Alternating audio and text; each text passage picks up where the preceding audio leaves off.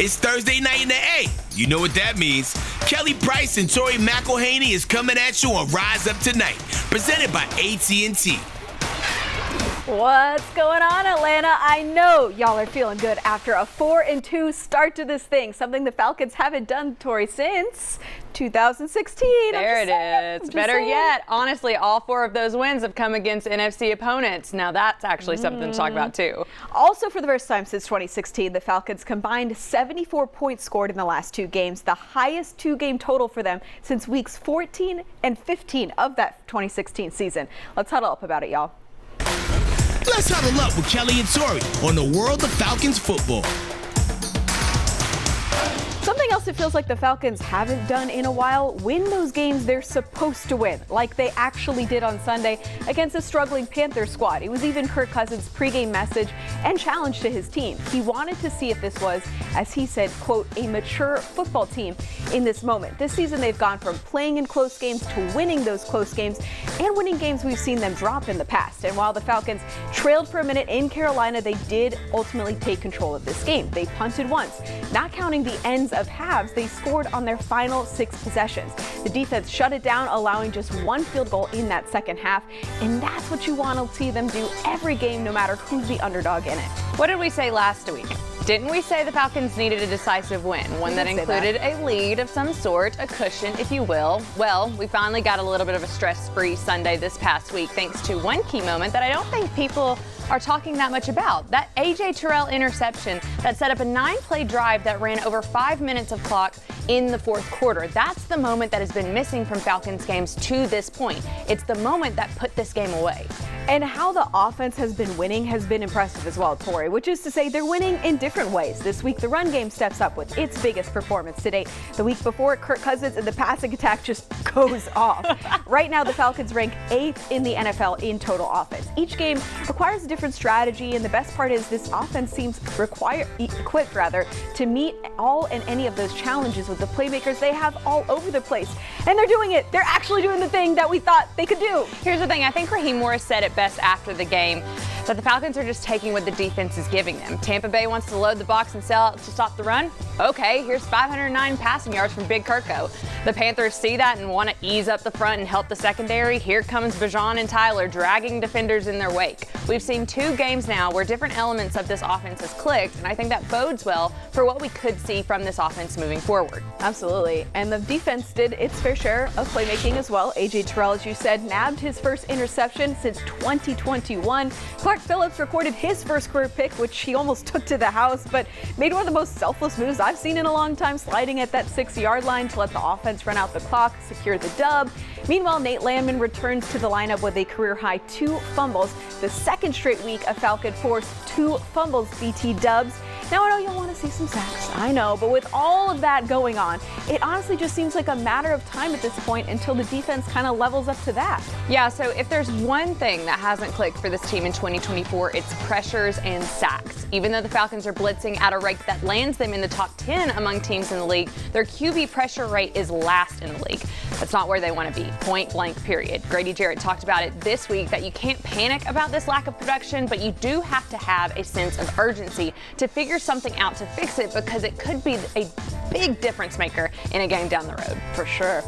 Well, undefeated in the division still, and undefeated in the fashion department. We're walking in, presented by Wells Fargo.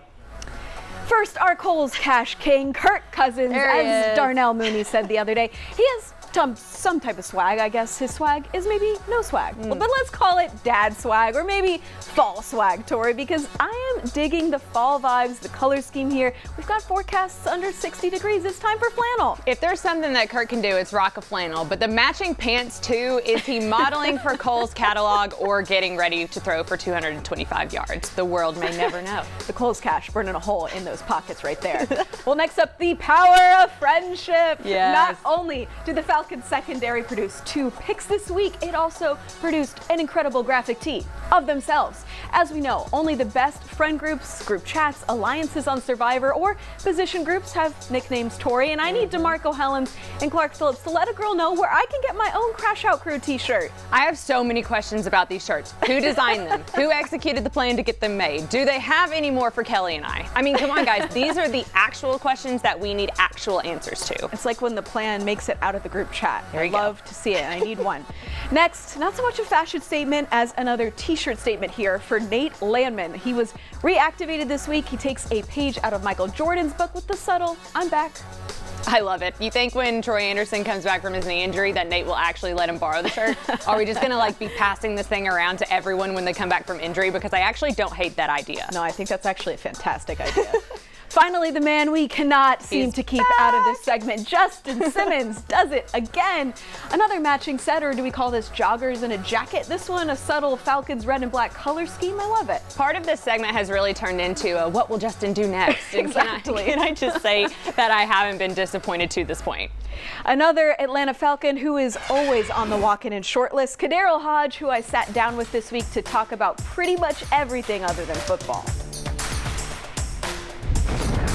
Dogs are always your best friend, but then cats as well. I'm not really a cat person, but we do everything for our little furry friends, man. Plus, our favorite angry runner shows his softer side. Don't miss that story coming up next on Rise Up Tonight. Rise Up Tonight is presented by AT&T and brought to you by Georgia Lottery. Today could be the day. By Mercedes-Benz, the best of nothing. And by Home Depot, how doers get more done.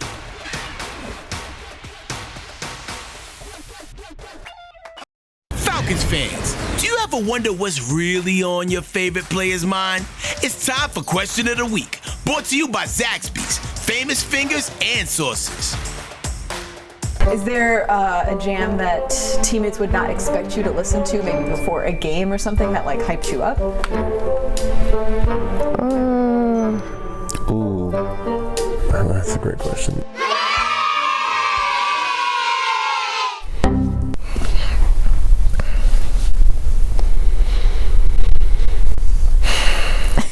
I appreciate how hard you're thinking about these things. I know, because it's these be right off the head, but it's some things like this one is I gotta think. Stick with the old reliable Drake. I'm a Drake fan here from Canada, so I'm always gonna have some Drake in my head. I recently, no, not that one. I would probably say, can I look it up? I think Birthday by Katy Perry. That's in the playlist. It's just such a good song to just get me going, get my juices flowing. But that's probably one that they're I would never expect that. I've been listening to the same song, the last song I listened to the last, 8 years, 8 or 9 years. Yes, it's Captain Obvious. Obviously. It's always been Devil Went Down to Georgia. First wake up, turn on some gospel music, take a ride to the stadium. I usually turn it up a little bit. I'm a pretty chill guy for the most part, and then we get in between the lines and it's I flip a switch a little bit, kind of get crazy. It's a group called Disturbed. It's called High by Genji. Okay, I know the artist. I don't know if I know the song. It's house music-esque. Okay. Upbeat. Okay. Good tempo. My girlfriend put me onto it. So Okay. it's a little different from what I usually listen to. Okay. Yeah. But it just pumps you up for whatever reason. Yeah, I listen Good to vibes. it before every football game to try to put me into a happy mood. Just blessed to be in the space that I am. So much to unpack there. First of all, David Onyemata, that is actually the funniest thing I've ever heard. And second of all, I think we need to have some kind of remix of the "You Like That" sound, like some kind of beat where it drops. We need a song to come out with that. Someone in Atlanta needs to work on that immediately. Yeah, put that into the universe. That's something that we need. Yeah, because when I saw that graphic, I was like, that actually would very much hit. Well, we talked a bit about the ground game earlier, but in your notebook this week, Tori, you talked about kind of just going into a deep dive on one of those guys that we just heard from, a deep dive into a secret ingredient that really makes this offense click. Oh yes, the part of the run game that no one's talking about, but should be. That's right, we're talking about the run blocking of Charlie Warner. Look, I know when Warner signed with the Falcons in March, he did so the same day that Kirk Cousins signed. So it was Warner who really flew under the radar. But you should not miss what Warner is doing for the Falcons, especially in the last Sunday's win against Carolina. And players and coaches had high praise for him this week. Raheem Morris said Warner should really, honestly, be offended that he doesn't just call him a 6th offensive lineman. But John Robinson said he's without question the best blocking tight end in the league. When the Falcons are running the ball, watch Warner, because you won't be disappointed.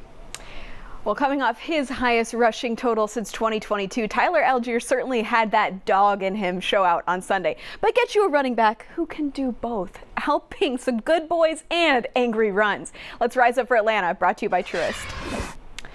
This week, Algier hosted a free animal vaccine clinic at the Arthur M. Blank Family Animal Center for 100 to 125 animals in partnership with the Atlanta Humane Society. Along with Algier, several other Falcons and Freddie the Falcon were on hand as well. Algier said the event was inspired by a puppy he lost as a teen. I had a puppy when I was 16, Bella. She died from parvo, but I think she had her first shot, but then still ended up getting it. Making sure you're just keeping up with vaccinations and all that. Dogs are always like your best friend, but then cats as well. I'm not really a cat person, but we do everything for our little furry friends, man. Of course he's not a cat person. We love that. Speaking of our little favorite bowling ball, we all like what we saw Sunday from the Falcons ground game. We'll talk a little more about that when we hand out this week's chain at the end of the show. And there's a lot more to Kadero Hodge than game-winning touchdowns. I'll go in the nest with the Falcons receiver next on Rise Up Tonight.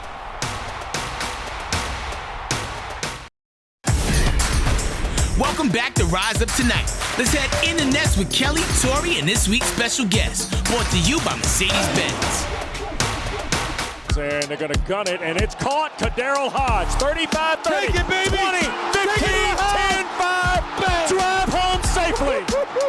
Oh, my goodness. For them to trust me in that situation and to throw me that ball in that type of situation means a lot. That means they see how I prepare and see the work I put in day to day, and they know I can go out there and do things. So that just goes to show that the work doesn't go unnoticed. It feels like all your teammates, everyone was so excited in that moment because they see what you do behind the scenes and how much you do for this team, and to kind of have that like payoff moment in a public way. Like, what was that to see all your teammates kind of come around? I think that was the most exciting thing, just to see how excited they were for me. So just to see the response from them, and just to see how like they came and the little huddle thing at the end, that was cool. They held me up. That probably never happened to me before, but in that moment I was like, yeah, it's happening. It was crazy just to see how excited those guys were for me. That meant a lot, and that was just, that was a crazy moment.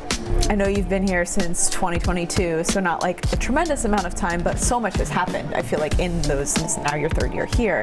Well, how have you seen this organization and the people here, and obviously the coaching staff, so much has changed? Like, how have you seen all of that develop over the last couple of years? I think right now what's changed is like the energy in the building for the most part, day to day. Everywhere, from locker room to cafeteria to meeting rooms, everybody has that energy where you just want to be in the building. And you can be having a bad day at home, but you come here and the guys and the energy is great. So you forget about the outside world for a minute. It's funny because a lot of people feel the opposite way about their jobs. They're like, oh, I can't wait to go home. Yeah, exactly. I mean, we had like some of those moments last year where you come in the building and you just can't find the energy.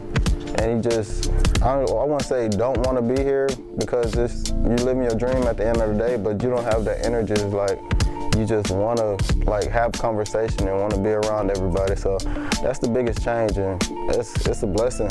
Like it's fire. I just say that it's fire. It's good to have. I wanted to talk to you about outside of football, Kadero Hodge without the football helmet on as well, because you have so many hobbies and such a big personality outside of even this building. First, I want to ask about your TikToks, because obviously that's been such a big, like, it's gone viral. So many of them have gone viral and stuff. Like, take me inside, like, how you think of these, like, what's your process with the TikToks? I don't know. It's kind of, I have like a creative mind, so I could just be walking somewhere and see something, and I feel like I can bring that to life. So when I get behind the camera, it's just, I'm like in a whole nother person. So that's a whole nother personality, you know. From day to day, if you see me, I'm more chill and more to myself, but I can like flip it like this when I'm behind the character, and I turn it to, and I have a whole different personality if you like really get to know me. So I like bring that to life. I have a lot of creative juices, and yeah, I've been doing the TikTok and the IG thing for a minute, and yeah, it was crazy how some of those videos went viral. And I love the support and that people like them, so I try to keep them going when I can, but yeah, I'm gonna keep it going. It's funny because we hear so many players, coaches, everyone talk about, oh, the outside noise, we don't look at social media, but that's like a big part of what you're doing just for fun. I mean, not having to do with football necessarily. I know one of my favorite parts after the walk-off touchdown was people like, oh, this is the guy that beat the Bucks. So you see I didn't know if that was a diss. I'm like, yeah, that's him. I had to accept it. I had to accept it. That's awesome. So you're in on the jokes and stuff online, like you're seeing all that. Yeah, I don't take it personal. I laughed at it. I almost come in and be like, yeah, that was good. They still promoting me at the end of the day, so I'm not mad at it. But yeah, that was funny. They was like, this the guy that, and there was a couple videos went around like that, so I took it all in. It was all fun and games. Did you see like more people looking at your stuff or engaging with your stuff after that as people were like searching you or something? It was the most engagement my page has ever had for. Interesting. I was kind of hot for those couple days. I was like, okay, I know how I feel, you know what I'm saying? Yeah. So I took it all in. I enjoyed it, and yeah, it was a good time. So we're gonna capitalize on that? You're got some more content brewing that you're ready to go? You know, I be trying to, I gotta put football first, but I do have something coming up real soon, to be honest, real soon. All right, I like the tease. I heard you also do photography, like still photography in your spare time. Is that true? I like to take a little picture. I ain't gonna lie. I like that's the guys say the light skin side of me. So I say, yeah, I like to take pictures, man. I just like being around the camera, whether it's me acting, whether it's me taking pictures, me joking around, or me just taking pictures of somebody else. I just like playing around with the camera. I know you also make a lot of fashion statements as well, like a big fan of the fashion over here. What's your approach with that? Like, do you plan everything out throughout a season? Is it kind of just like a whatever I feel like kind of day, or? I try to plan it in off season, but it never goes the way I want it to go. So it's more of a week-to-week thing, and sometimes it's last minute. I try to get it out the way early in the week, like on a Monday, Tuesday, and get everything going. But yeah, it never goes the way I want to, because I have stuff planned during the off season, but then something else comes out. I'm like, yeah, I'm gonna switch it up. So it's whatever. I'm free to do what I want to do, and I'm comfortable doing it. So I'm in the fashion. Got to stay on top of the trends. Like if something comes up, you're like, all right, I gotta pivot now. Gotta pivot. Hey Atlanta, this is Head Crack talking, and you watching Rise Up Tonight, presented by AT&T. My teammate used to say, walk into your trap, take over your trap. You like that? I feel like that. And they were playing that song about you swag and surf, and the whole stadium was moving. And I looked around, I was like, this is pretty sweet. Kirk Cousins taking over your trap.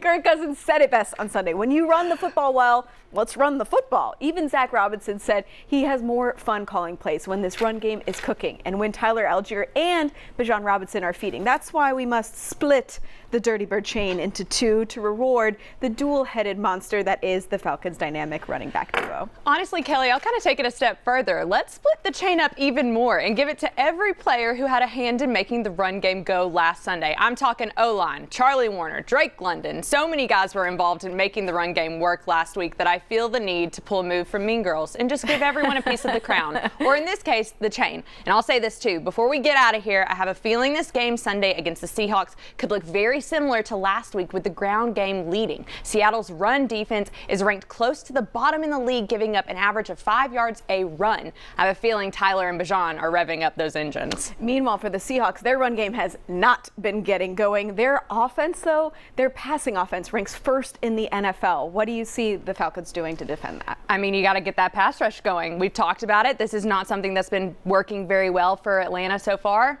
They've got to get it going this time. We'll see if they can do it. Rip off another win this week. We'll talk about it next Thursday. See you then.